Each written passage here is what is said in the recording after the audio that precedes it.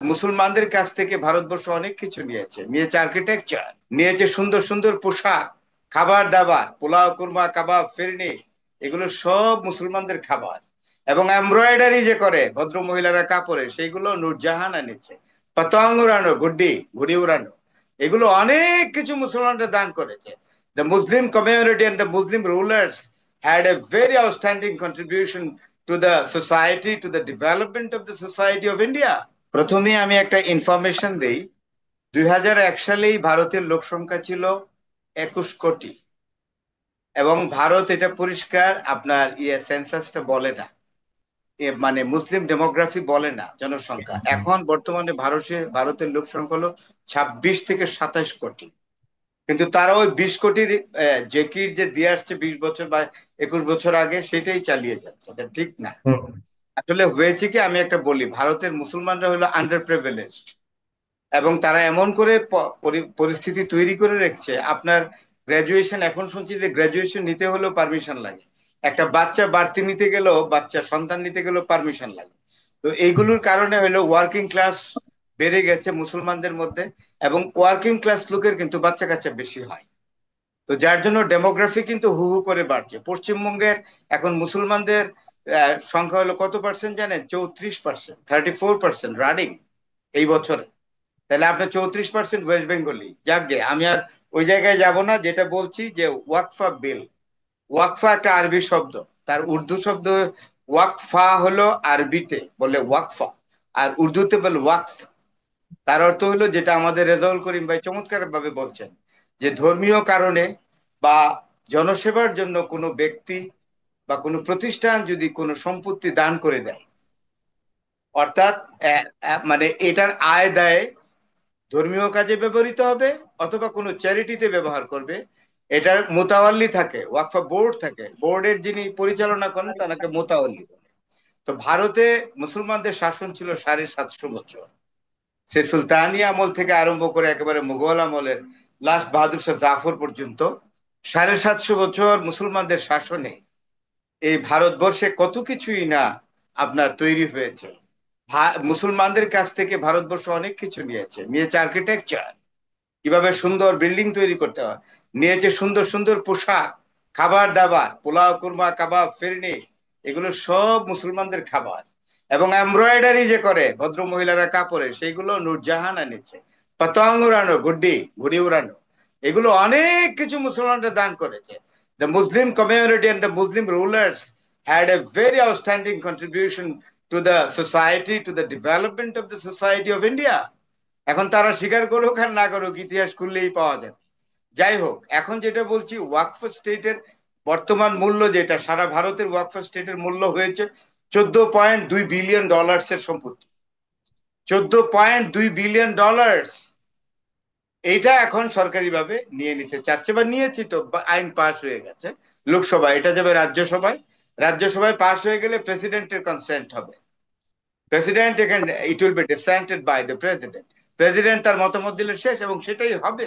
কে রোখে? কারণ মেজরিটি তো লোকসভায় মেজরিটি, রাজ্যসভায় majority. Who is there exactly to create intervention, exactly passing the law finally? No, nobody is there. তো হয়ে যাচ্ছে।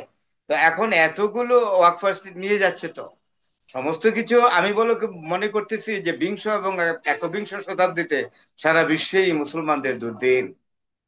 আমরা যে কি করব, আমাদের বিজ্ঞান হাতে নেই, আমাদের অর্থ নেই, আমাদের বিত্ত নেই, আমাদের হাতে গণতন্ত্র নেই। এই হলো আমাদের বড় সমস্যা, যেটা আগেও বলছি।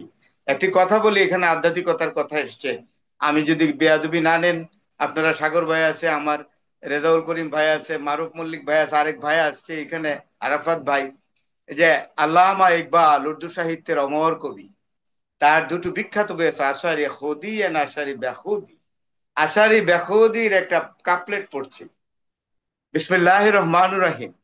खुदी कुकर बुलंद इतना, हर तकदीर से कि पहले। खुदी कुकर बुलंद इतना, हर तकदीर से कि पहले।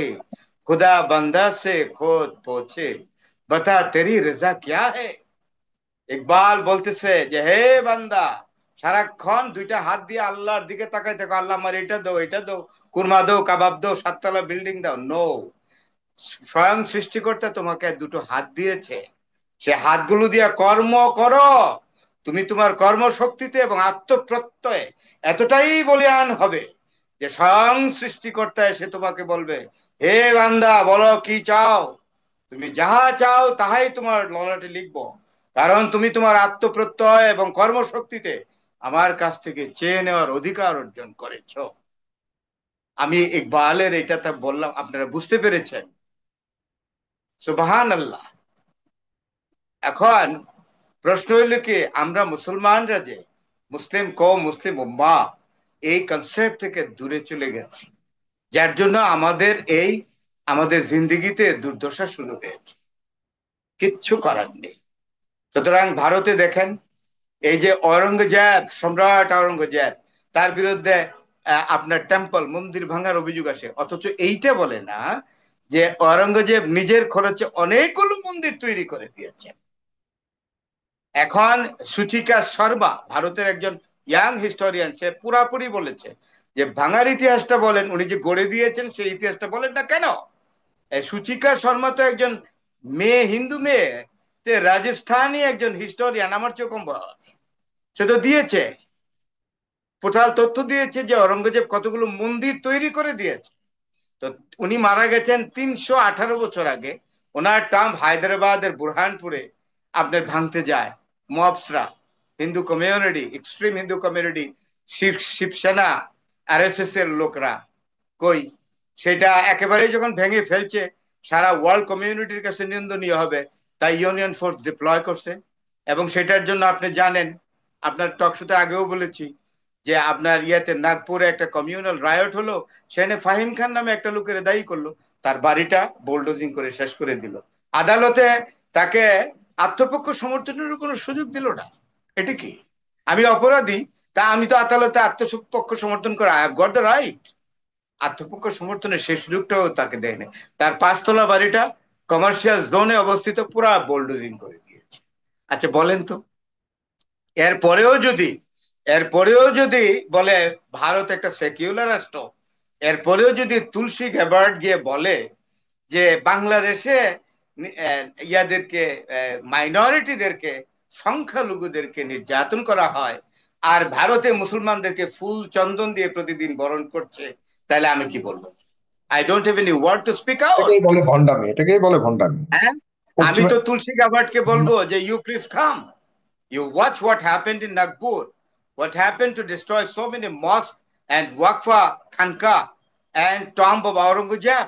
আসুন দেখুন, আপনারা দেখুন, বিচার করেন এসে। আর এখানে একটা কথা বললো, you have taken the prejudice. Tulsi Gabbard, আপনার প্রতি সম্মান রেখেই বলছি, আপনার বয়স আমার বয়সের অর্ধেকের চেয়ে একটু বেশি। তুলসী গ্যাবার্ডের কথা বলছি। তো ইয়াং একজন ভদ্র মহিলা, আপনি আপনি আসুন না, গ্রাউন্ড লেভেলে ওয়াচ করেন কি ঘটেছে, then you will go to the Washington DC state department and make your statement. আপনি প্রেজুডিসের উপরে এগুলো বলেন কেন? এগুলো ঠিক না বলা।